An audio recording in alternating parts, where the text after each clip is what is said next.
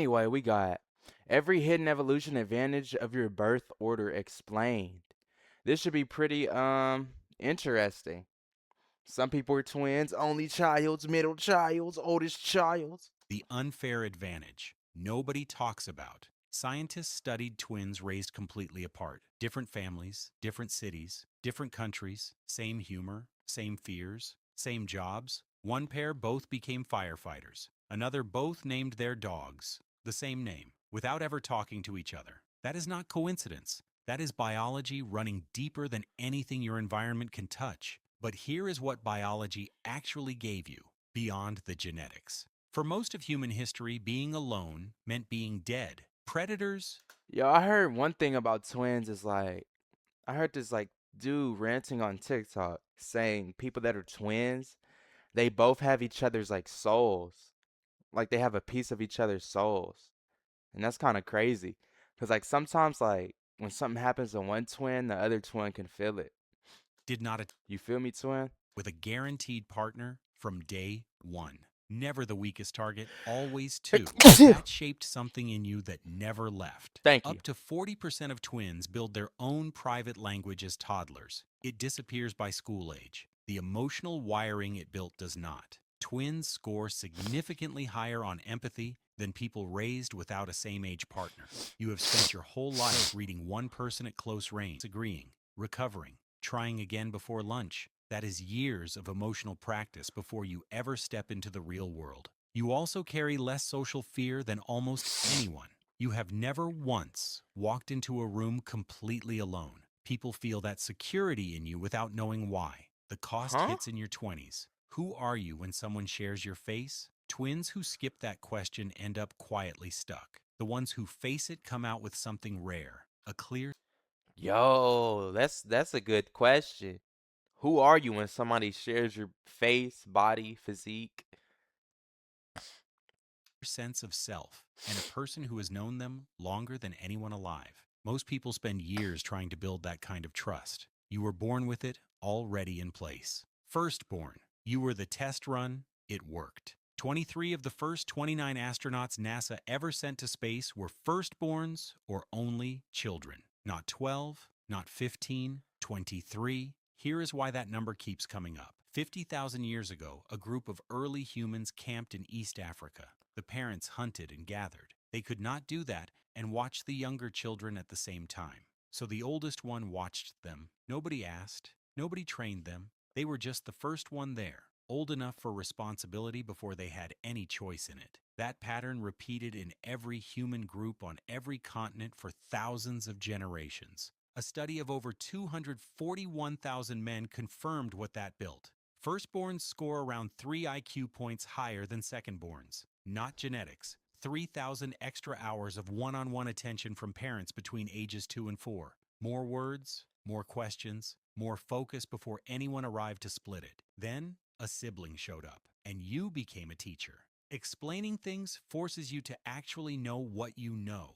You cannot fake it with a 5-year-old asking why. That sharpened your thinking without anyone calling it training. Over So if you're the firstborn, you're really smart, I guess. Almost like a second-hand parent. half of all U.S. presidents were firstborns. So were the majority of Fortune 500 CEOs. Leadership was not something you chose. It was placed on you before you could read. The cost is real. You learn to perform before you learn to rest. Asking for help still feels like failing. That pressure built real things in you. It also built a weight you have been carrying since before you understood it was heavy. Only child. Everything pointed at you. Here is the stereotype. I feel like this only child one is gonna get deep. Maybe a jack of all trades or something. Spoiled, selfish, cannot share. Yeah, Here not is had what shit. 70 years of research says completely wrong. Only children match or beat firstborns on test scores. They develop bigger vocabularies earlier. They score higher on ambition than any other group. When every resource a family has goes toward one person, it builds something that shows up decades later. For most of human history, this was survival math. A family with one child could invest everything. More knowledge transferred, more skills passed down, more attention on every threat. Maximum investment per child. Dang. So to put it in terms, this is like This is like spending a bunch of VC on like one strict player on 2K. No rebirth, no nothing. Just building that overall up. Was the most powerful advantage a parent could give. You also built something with solitude that most people never find. Being alone restores you. That connects directly to careers needing deep focus, writing, research, building things that take years with no audience watching. The real cost? When your parents have one shot, they put everything in, including all their fear. That creates drive. It also creates an inner voice that never fully shuts off and a standard you can never quite reach. You also had to learn conflict and negotiation later than your peers. Siblings teach those through daily fights. You learned through friendships instead the uncomfortable way, later than everyone else. The gap closes, but that is just the shape of your path. Middle child, the dangerous one. Bill Gates, middle child. Warren Buffett, middle child. Martin Luther King Jr., middle Middle child. child. Everyone forgot about them too. Being overlooked was not the problem. It was the training. In early human groups of 20 to 30 people, someone always had to keep the group from tearing itself apart. Not the strongest, not the leader. The one who could talk to both sides, who saw every angle because they had never been handed just one. Researchers who study group survival call this the coalition keeper. Every stable human group needed one. This is interesting because it's like they're not too old for the youngest child, and they're not too young for the oldest child, or vice versa, whatever.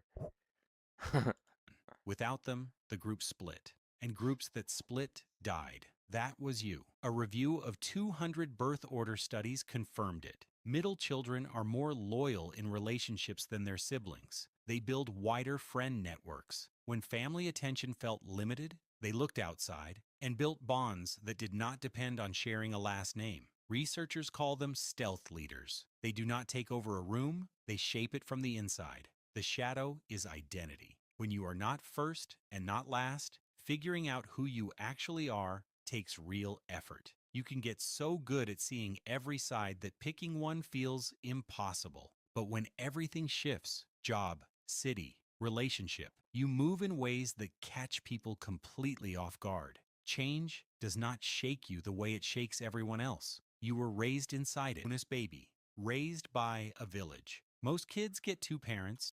Bonus baby, is that like when a kid, when the parents have a kid and then the kid has a kid pretty early? Is that what a bonus baby is?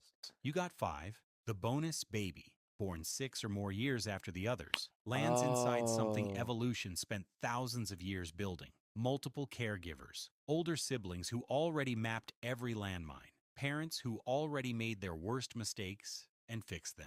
Anthropologists found this consistently. Children raised by more than 2 caregivers survived at significantly higher rates. More adults invested meant more protection, more knowledge passed down, more eyes watching.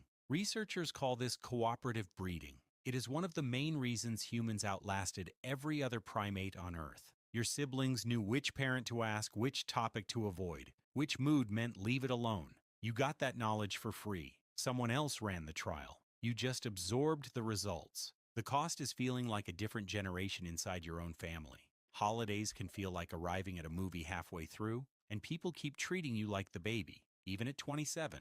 But you came up as the youngest person in every room for years and learned to hold your own with people older, louder, and more experienced. You developed social fluency faster than anyone else on this list. That is a head start most people never knew they missed. 2-child family, one rival, no hiding place, 2 kids, one family. Suddenly, everything is a competition. In a house with one sibling, there is no crowd to disappear into. You were either leading or watching, and both roles built something the other could not get. For most of human history, siblings were your first allies and your first rivals. In small human groups, how well you handled your sibling predicted how well you handled everyone else. The skills built at home were the ones used to survive outside of it. In a 2-kid family, that is concentrated. No buffer. Just you and one person who knows every version of you and is not afraid to use it. The older one got handed responsibility before asking for it. One younger sibling watching every move creates pressure, and only child Dang, he really gotta watch his step in these two-child family households. Child never feels. The younger one got a live case study one step ahead and skipped an entire layer of failure because someone else paid for it first. Both positions Oh, I get it. I understand what he's trying to say. So it's almost like if you have a brother and he's always getting in trouble. Okay, I understand this. I understand this. share a rivalry close enough to push you, but small enough that you actually know each other. That builds a specific resilience only children never develop, and kids in large families rarely get this directly. The older one struggles to let go of control. The younger one struggles to pick up responsibility. Both are running patterns built before age 10. Both can rewrite them, but only once they see them clearly. Youngest child, born to move people. By the time you arrived, your parents had run the experiment twice. The rulebook got shorter. The panic that shaped your older siblings had been replaced by calm. In early human groups, the oldest carried experience. The middle ones kept the peace. But every group needed someone willing to try something new when the old way stopped working. Someone with the least to lose and enough distance to see when the current plan was failing. That was almost always the youngest. Research confirms it. Lastborns show up in comedy, acting, and creative fields at much higher rates than any other birth position. They score higher on risk-taking and openness. They challenge existing systems more than any other group. You also learned influence before authority. You could not beat your sibling. Bro, I'm gonna be honest. The thing I noticed about the youngest child, that's really like a gamble. Like you can either have an extremely smart youngest child, because they know everything, or you can have a extremely dumb young child that doesn't really care to learn off their older siblings' mistakes.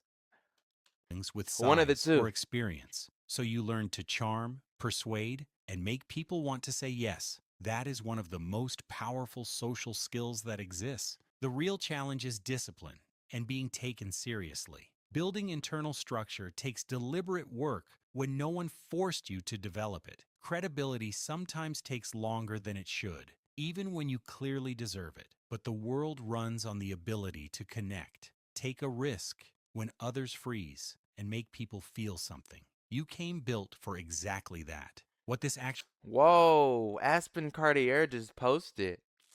actually means for you. For most of human history, your position in a family was not just a family dynamic, it was a survival role. The firstborn watched the camp when the parents were gone. Yeah, I think I don't know. But anyway, we out. That was a funny little video.